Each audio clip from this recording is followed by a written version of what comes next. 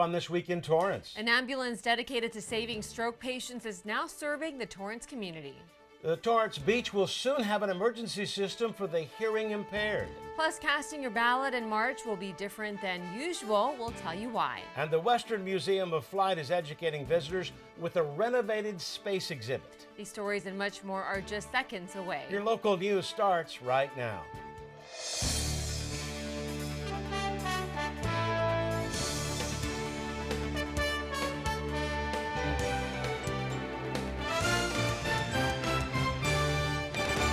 Welcome to This Week in Torrance. I'm Jen Chun. And I'm Ben McCain. Thanks so much for joining us. Here are your top stories. The City of Torrance launched a one-of-a-kind resource on wheels that will help save lives. After a person has a stroke, every minute matters. Los Angeles County Supervisor Janice Hahn, along with local officials, medical professionals, and supporters, unveiled the first South Bay UCLA mobile stroke unit that will service the region starting this week. While it may look like a regular ambulance, it's specially equipped with a CT scanner, point-of-care lab test, and other treatments that can assist a patient who is suffering from a stroke. The mobile unit already services other areas and first kicked off in Santa Monica, but now it will travel around Los Angeles County 7 days a week. This particular South Bay unit will be housed at Torrance Fire Station 3 and will respond to calls in the South Bay Friday through Sunday. Hahn was a big advocate in making this vision come to life after her father suffered from a stroke. She hopes this will help increase the chance of survival for patients. The ambulance will be dispatched when an emergency call comes in for a possible stroke. I know my family is one of many families that experience that same trauma. And it's my hope that this mobile stroke unit will be our first responders' strongest defense for stroke victims in our communities. When there's a blockage in a large blood vessel of the brain, a major blood vessel, with the tissue being deprived of oxygenation, each minute that goes by, 2 million neurons die. So let's say we can save 30 to 45 minutes from the time the patient has symptom onset to treatment. Imagine we're responding immediately with the 911 responders. We're not delaying care, we're augmenting care. We arrive there within the same tiny suite. We don't have to transport to the hospital yet. We don't have to give handoff. They don't have to page the physician on call. They don't have to find the pharmacist to mix the medication. They don't have to wheel the patient to scanner and back. We do everything within a confined space. Dr. Maynor says the unit has the potential to reach 1.5 million lives. So far, it has been dispatched 421 times and has treated more than 91 patients. The mobile unit includes medical professionals, including a nurse, CT technician, paramedic, and neurologist. This is the latest expansion of the unit that was first launched in 2017. It will cater to residents in Torrance, Hawthorne, Lawndale, Gardena, and Carson. The mobile stroke unit program is part of a national study to learn how effective this could be. Here in Torrance, Fire Chief Martin Cerna says members responded to 202 stroke calls just last year. The unit is available thanks to various measures and donations by the Arlene and Henry Gluck Foundation. It is really a miracle when you see the hospital being brought to the location where the stroke occurred, see the application of the TPA, which is the clot-busting drug, and then see somebody walking out of the vehicle back home. The services are completely free. Los Angeles County is one of 7 mobile stroke unit programs in the country. Tune in next week to learn how this will assist Torrance Fire Department, and we'll have a closer look inside the ambulance. Well, Torrance Beach just became a safer place for the deaf and hearing impaired.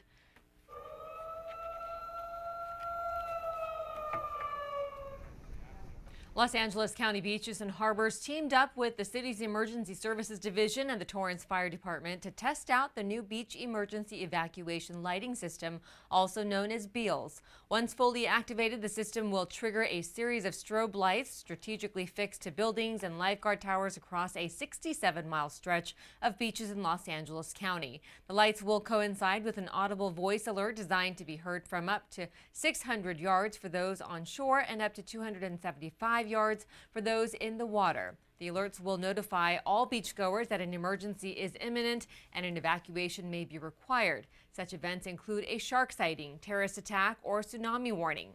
Beals will go live in November with countywide expansion in the coming years. Be sure to tune in next week as reporter Colleen Farrell brings us a complete report on how testing of the system went, along with reactions from beachgoers. Los Angeles County voters will cast their ballot using technology when going to the polls in March of 2020. Officials say there will be new machines and a new process in place for the primary elections. Traditional polling methods will be replaced with touchscreen tablets. The number of voting locations will also be reduced from 4,000 to 1,000 centers.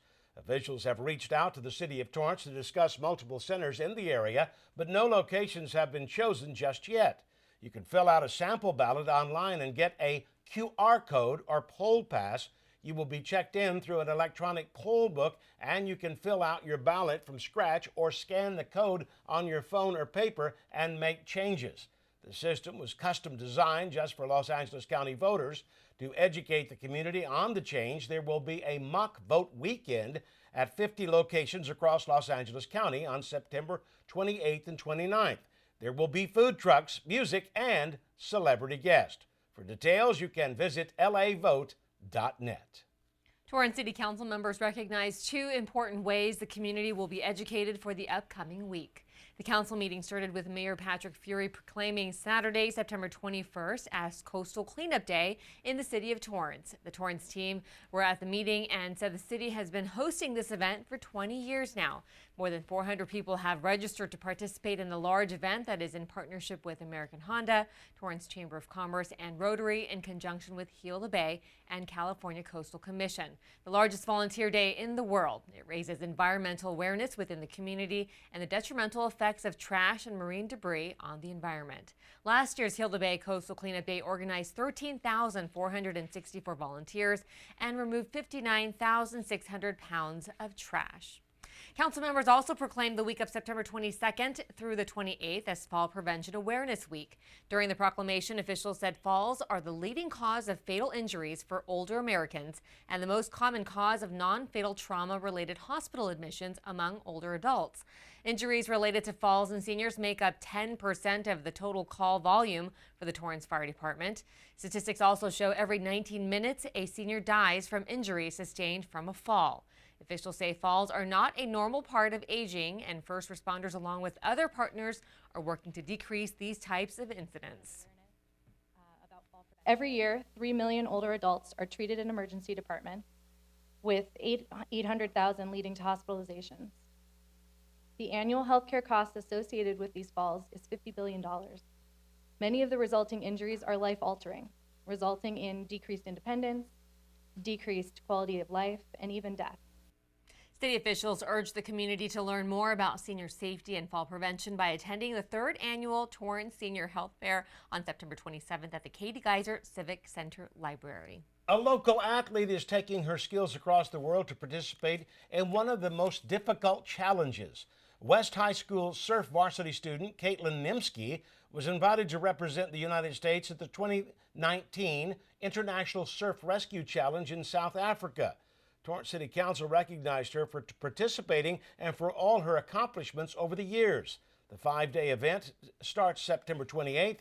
It's a competition between Australia, New Zealand, South Africa, the U.S., Great Britain, and Japan. The event was founded in 1939 and includes the competing categories swim, surfboard, surf ski, and beach events. This year's meet will take place at North Beach, Durban, South Africa. Nimsky also has plans to train for the 2028 Olympic Games. The City of Torrance hosted an event providing a perk to those recycling their used motor oil and filters. Reporter Nicholle Salvatierra has more on the city's efforts to keep things green. You can grab your new filters off the shelf. Torrance residents stopped by O'Reilly Autoparts off Pacific Coast Highway to drop off jugs of old motor oil and used filters in hopes of doing their part in being eco-friendly. Torrance resident James Howard said it was an opportunity to clean up. Well, I saw it in the paper and I thought, well, why not? I had 3 filters on the wall, so I might as well get rid of them. That's better than dumping them in the trash, yeah. Yeah, you go to landfill.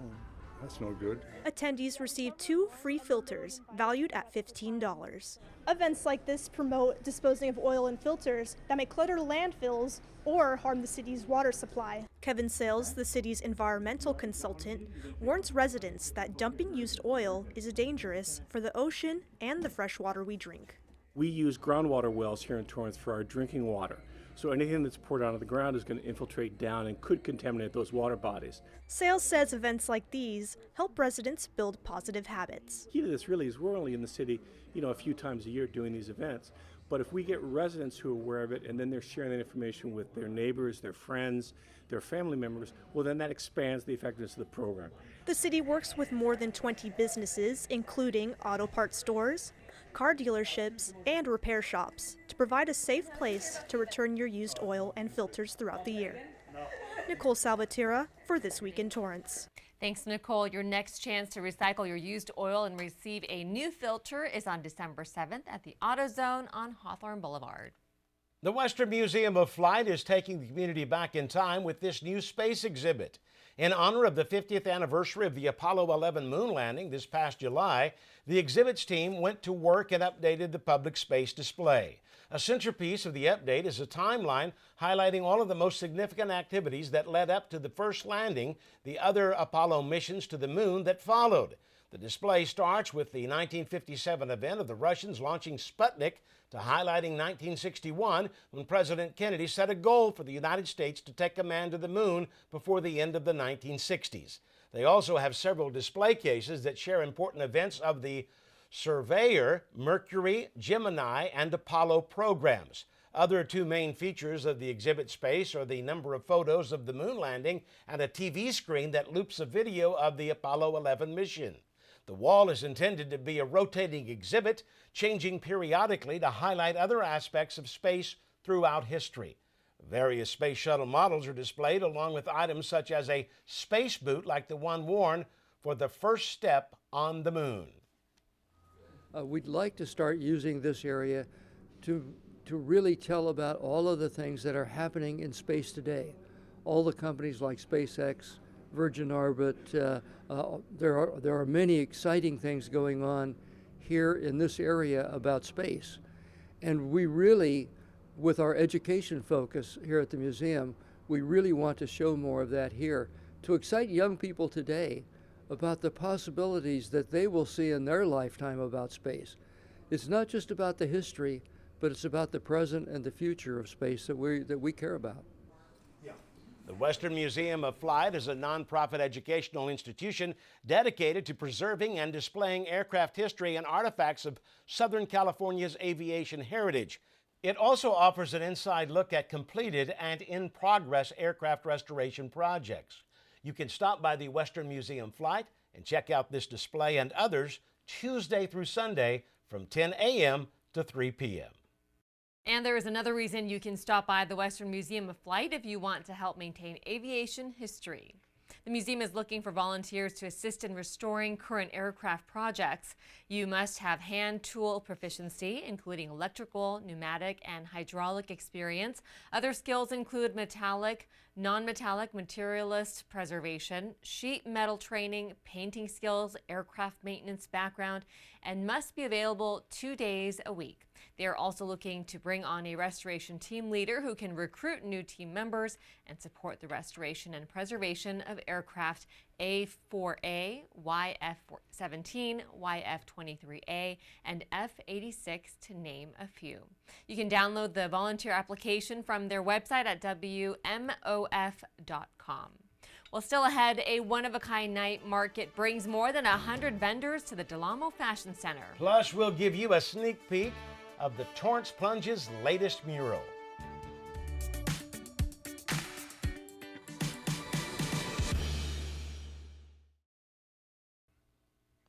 Torrance hosted its first ever Banana Night Market at Del Amo Fashion Center, attracting large crowds. Reporter Jen Marua was on site and has the story.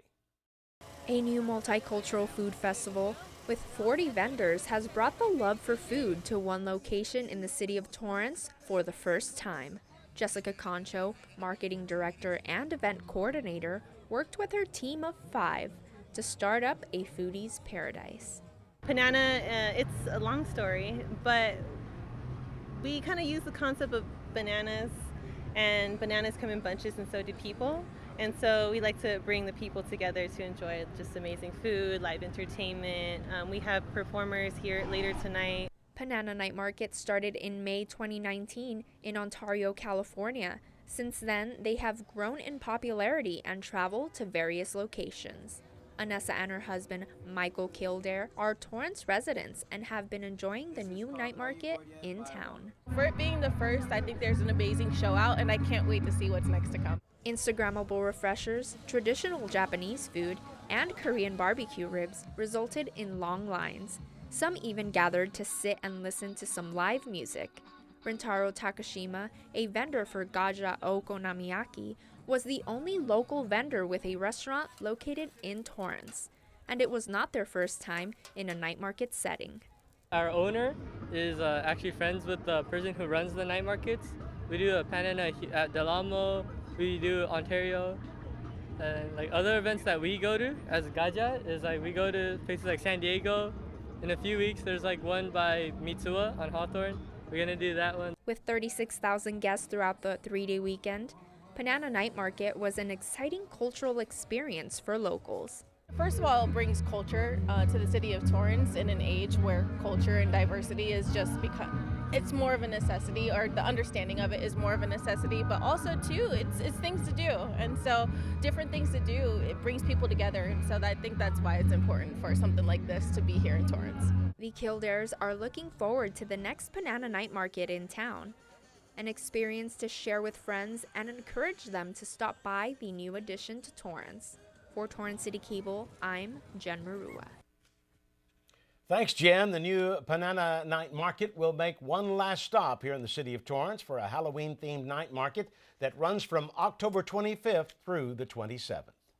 The Torrance South Bay YMCA has been serving the city for more than 50 years, finding strength in community. It's now celebrating its first inaugural Health and Wellness Fair. Sarah Honeycutt brings us this story from the Torrance South Bay YMCA. Officials from the Torrance South Bay YMCA say the Health and Wellness Fair is the first of its kind geared toward adults and seniors. We've done a Healthy Kids Day through the YMCA for many years, and it was such a success that we really wanted to kind of do that, but for adults. So we decided to invite all of our community partners that we work with, and they graciously came out to support us. Amanda Martelli, Torrance South Bay YMCA Associate Director of Development, says the free health fair is a fun and inspiring way for everyone to get healthy. We really try to be a place where community comes together. So this event was open to all. You don't have to be a YMCA member. We really wanted to bring people in so they can see what a great place the Torrance South Bay YMCA is, that they can get involved. This is the first year that the Torrance South Bay YMCA has hosted this health and wellness fair, and it's been a great opportunity for community members to come and learn about what it means to make health a priority. A day of learning and fun, attendees experienced free cooking classes, health screenings, exercise demonstrations, giveaways, and even rock climbing. Shirley Jones, a member of the Y since the early 80s, makes her health a priority through her commitment to the weight loss program. I'm just really excited about my health right now. I just want to celebrate myself for this success. I just feel like it's my time, and here at the Y is providing that for me. Jameson Costa, Torrance YMCA Community Health Programs Director, says a lot of people do not have access to certain health screenings or may not know about the resources available. He says events like this allow all people to learn about how to live healthier lives. Hopefully they will get to know that the Y is not only a gym, and if you want to treat any chronic condition, lose weight, be more active, have a healthier lifestyle, they can do that at the Y too. The Torrance South Bay YMCA continues to educate and empower people of all ages and backgrounds. For Torrance CitiCABLE, I'm Sarah Honeycutt. Thanks, Sarah. This event is the first of its kind here at the Torrance South Bay YMCA, and certainly not the last. For more information on YMCA hours, visit the website at ymcala.org/Torrance-South-Bay. The new mural at the Plunge is slowly coming to life. After 17 years, the west wall of the Torrance Plunge is getting a new look. Artist Emily Bradley led the project and is from Journey of Faith Church, who made the donation to support the project. A contest was held to find the best concept and idea of what the new mural should look like. After the Torrance Unified School District opened its new aquatic center, city officials thought it was time to create something new that would reflect the current programs at the Plunge. Officials wanted a new colorful mural image to embody the historical and community essence while signifying the Plunge's vibrancy, water safety, competitiveness, and water play programs. The mural blends into each other as a mosaic representing the various facets of the pool's programs. At completion, it will showcase synchronized swimmers, families enjoying the pool, water polo players, and a lifeguard chair. We will bring you the final look next week. The Victor E. Binstead Plunge first opened in 1956 and is classified as an Olympic-size outdoor pool measuring 50 by 20 meters.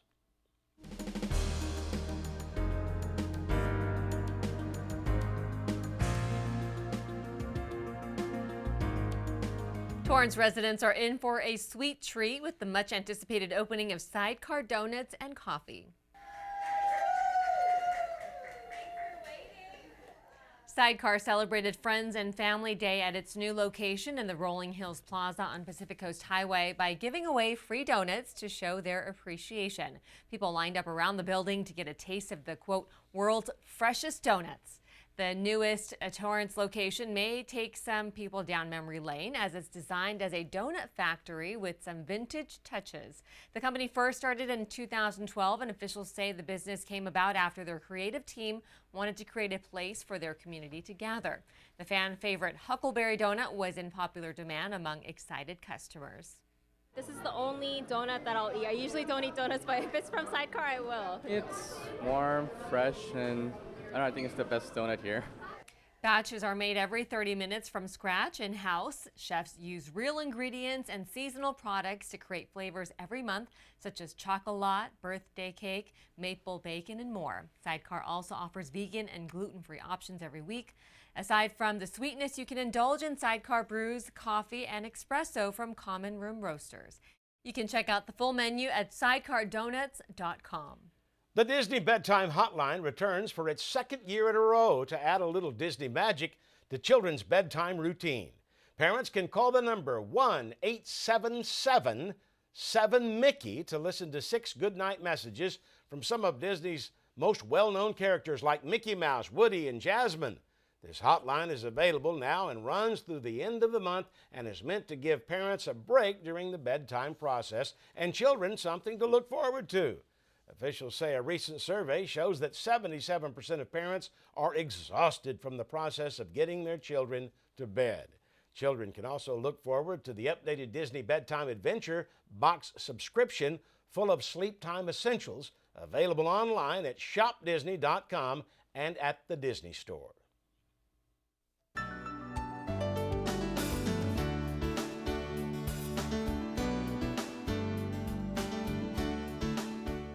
El Camino College received a large award to help combat students facing food insecurities.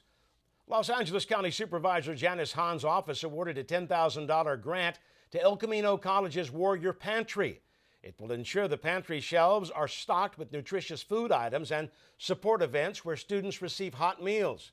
The Warrior Pantry opened 2 years ago and helps college students struggling with homelessness and food insecurity, making sure they achieve academic success despite their circumstances.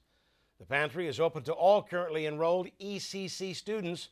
So far, the pantry has served more than 775 students with more than 3,000 total visits during the 2018 and 19 academic school year.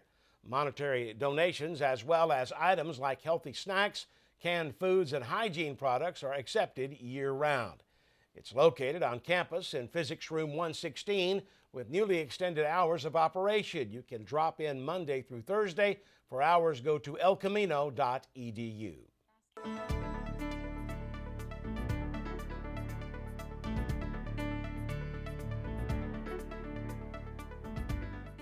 In honor of National Suicide Prevention Month, Health authorities all around the country are shedding light on one of the top leading causes of death, suicide. And doctors from Thelma McMillan Recovery Center in Torrance chose to be a part of the conversation. Reporter Jen Marua has the story. Torrance psychologist Dr. Mo Galbart is hoping to spark conversations in homes, schools, and communities about a topic that is affecting the lives of teenagers and adults over 45. The more awareness there is of the issue, the more people hear about not just understanding suicide exists, but that there's help for it, that there's warning signs and so on. It hopefully will help save people's lives, quite honestly. A reason for Suicide Awareness Week is to make sure people understand what's available for them. Galbart is the executive director and founder of Thelma McMillan Recovery Center for Alcohol and Drug Treatment, and it's a place where resources, counselors, and doctors are available. Every person that comes in, we do a very thorough examination of their thoughts about harming themselves. And if somebody triggers on our scales of what we measure that they have some suicidal ideation, then we follow them very closely, and we work closely with the outside mental health community as well. Dr. Galbart says there are multiple warning signs to look out for when trying to help a loved one, including substance abuse, anxiety, feeling angry or hopeless, reckless behavior, and mood swings. He also says a history of suicide in families puts loved ones at greater risk and are in severe risk when suicide has been attempted. The American Foundation for Suicide Prevention found that, on average, 129 people are dying by suicide daily in the U.S. You never underestimate when someone says, hey, I'm thinking about hurting myself or harming myself. You always take that seriously. Dr. Donnie Watson, the program director, says that he hopes that by speaking out about suicide, it will enable families to help out their loved ones. I think the most important thing is that once we're more aware and it's more normalized, then perhaps folks who are suffering will feel the freedom to ask for help. Communication and spreading the word are really key, and just really to get rid of the stigma and to normalize that it's okay to talk about feeling down or depressed. Suicide Prevention Week, a national campaign, informs and engages health professionals in making everyone more comfortable about speaking out. Suicidal thoughts go hand in hand with isolation. And what these awareness kinds of programs and weeks and is about is you don't have to isolate yourself. There's plenty of help. I mean, there's public help. There's free clinics all through Torrance that provide help. There's private practitioners that provide help. So, if you take the first step, you're going to be in much better shape. What health professionals want to achieve during National Suicide Prevention Week is getting rid of the stigma, breaking silence, and speaking out. For Torrance City Cable, I'm Jen Marua. Thanks, Jen. In 2017 alone, more than 47,000 Americans died by suicide, and nearly 67% were white males. To learn more about suicide prevention, you can visit the American Foundation for Suicide Prevention website at afsp.org.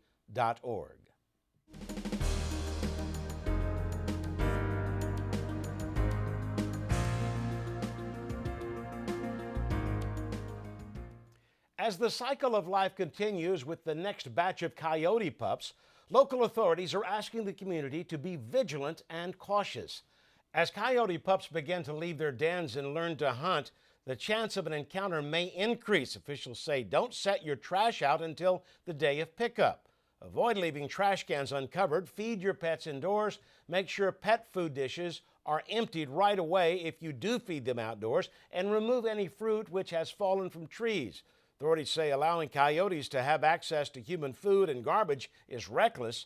Pet owners should also avoid letting pets out during dusk or dawn when coyotes are more active. Keep pets indoors and don't allow your pets to roam from your home unattended. Taking a few preventative measures can help deter unwanted wildlife from visiting your property. If you do come across a coyote, make loud noises to keep them away. You can report sightings by calling the 24-hour Coyote Hotline or filling out a sighting survey online. If you download the My Torrance CA app, you'll find a coyote interactive map and you can file a report. For this information and more, head to torranceca.gov. That does it for us on This Week in Torrance. I'm Ben McCain. And I'm Jen Chun. Thanks so much for joining us. We'll see you next time.